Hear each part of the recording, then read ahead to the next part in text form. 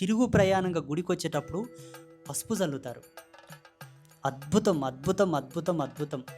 ఈ పసుపు ఎవరైతే వాళ్ళ మీద యేసుకుంటారో, ఎవరి మీదైతే ఆ పసుపు పడతాదో వాళ్ళ జీవితాలు ధన్యం, ధన్యం, ధన్యం.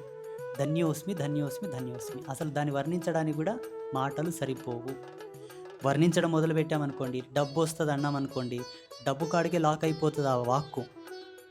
ఆరోగ్యం అంటే ఆరోగ్యం కాడికే లాక్ అయిపోతది ఆ వాక్కు. అందుకే అష్టైశ్వర్య సమన్వితమైనటువంటి ధర్మాన్ని సిద్ధించుకోవచ్చు ఆ ఉత్సవానికొచ్చిన వారు.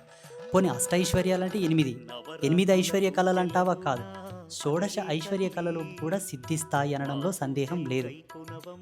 భూప్రపంచంలో మానవ జాతికి 8 కళలు రావాలని లాక్ చేశాడు పరమశివుడు.